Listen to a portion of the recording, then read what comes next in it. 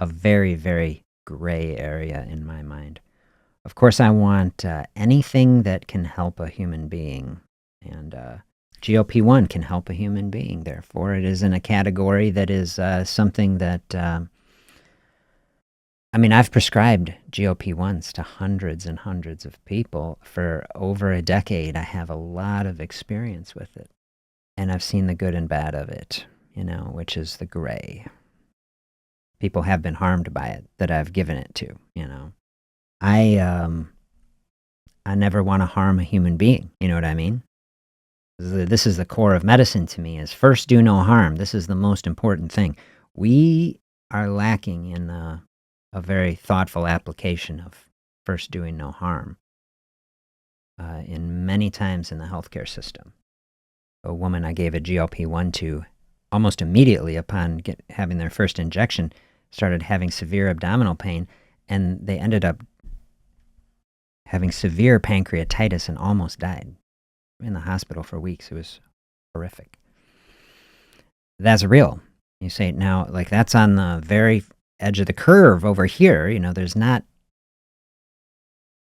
out of all the people that take it, it's rare that someone has that.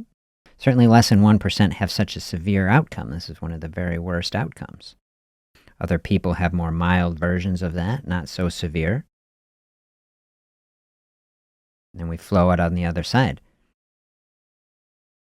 People who have incredible results are also on the other end of the tail. And these, of course, are the people that talk the most about it. And between these two extreme outcomes, incredibly good outcomes with no side effects, you say incredible, terrible side effects, no benefit. There's a lot of middle in that space. And, half of that curve is people having some okay results, It's like maybe not as good as you hoped, but like okay. And then on the other side of the curve is people maybe having some results but not feeling quite so good, because there's a lot of that.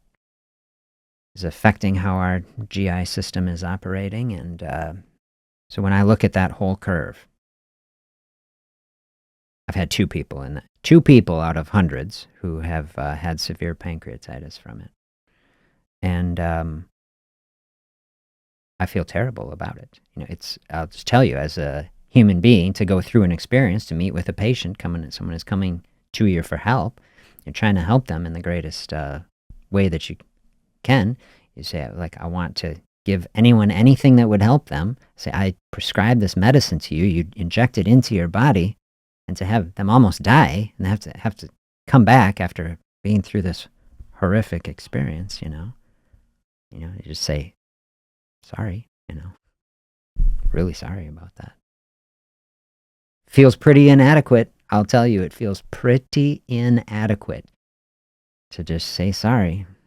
So I stopped doing it. I'll tell you, I stopped doing it because I'll just tell you, I never want to experience that again. I'll just tell you.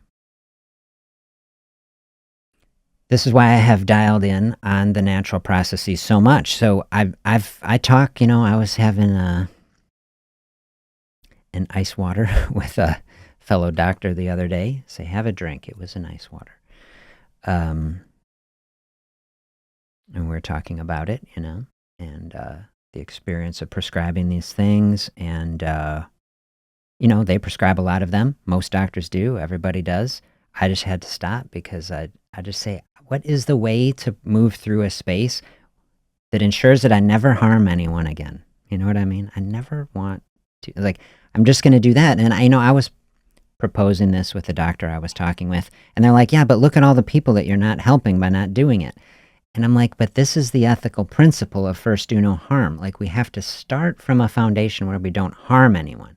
And then from that lens, then we flow out and try to help as many people as possible. This is what I'm really trying to do. Find a way of being for myself in the world where I never harm anyone again through any sort of pharmaceutical side effect, but I help as many people as physically possible, right? That's why I came to YouTube, which is a space where I, can share ideas and thoughts with many, many people, right? Anybody could connect. This is what I want to do, is just to have conversations like this, to just say, I'm never going to argue with any doctor or pharmaceutical company rep that these products couldn't help somebody. I never would have prescribed them in the first place if I thought that they didn't. The practices to do it are the things that we talk about, to open up fasting space and choose the healthiest real foods, and to exercise in a way that is bringing joy into the body, and to dial in on the mental health practices that help to balance literally the physical hormones in our body that are driving so much of the insulin resistance and cortisol and all of these things, to bring all these things into balance. It is possible to accomplish everything that a pharmaceutical does through these natural practices without any of the cost or risk. That's the reality. The reality is that you can do that. I never tell anybody it's easy. But from that place, you say, if this is what's possible, and if actually this is what all of human history has been up until the present moment. There's never been these pharmaceutical things. There's never been synthetic peptide hormones. Like, an entire society has not had to rely on expensive synthetic hormones in order to try to find health. And when you start to look at it, you see this is very, very abnormal. Like, everything that is happening is actually very abnormal.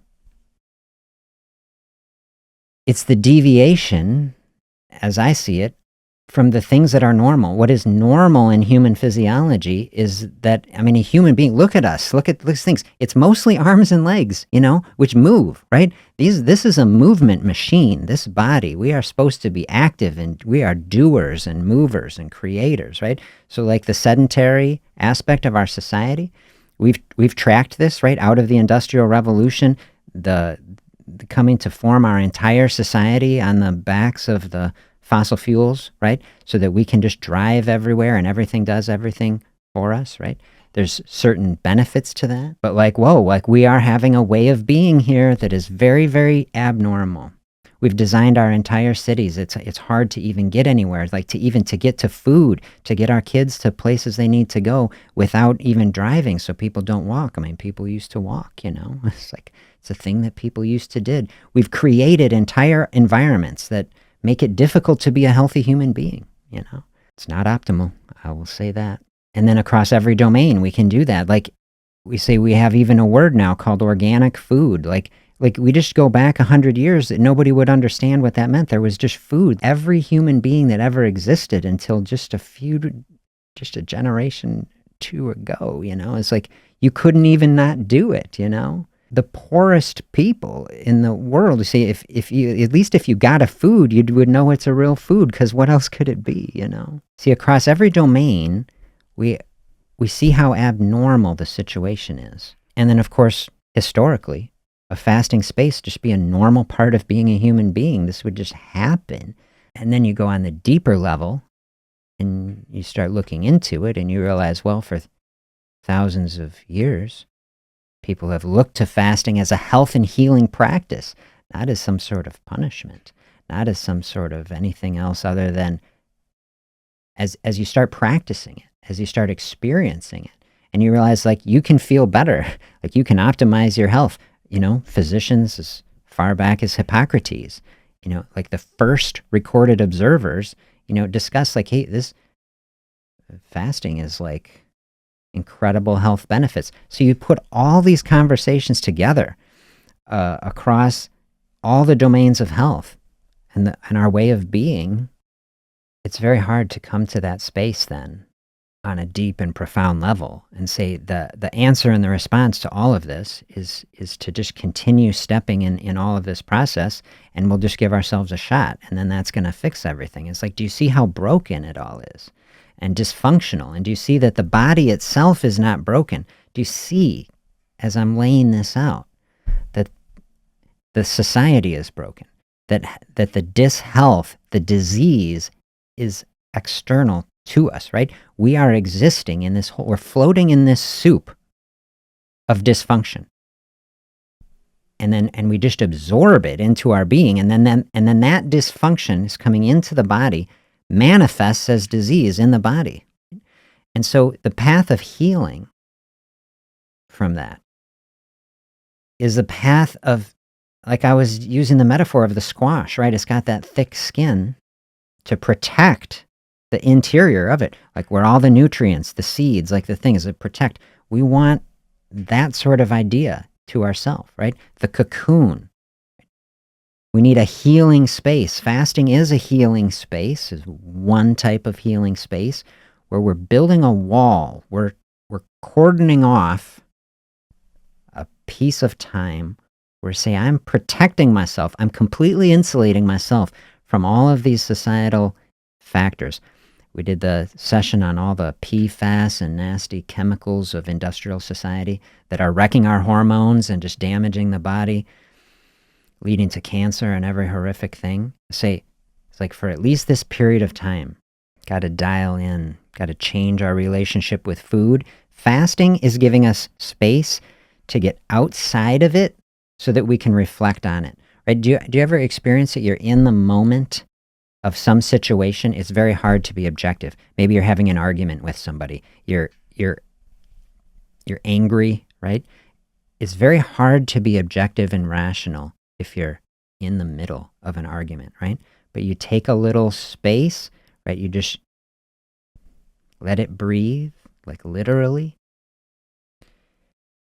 Calm everything down. You can start to engage the rational mind again, and you can, be more productive, right? You can have a better conversation, right? Think about our conversation with food. Give it some space. When we're in the middle of it, we're just eating what we eat. We're not thinking about it. Okay, fasting, we open that up. Now we have some space about it, just like the conversation in some argument can be better when we give it space. We give some space to our relationship with food to reflect on it.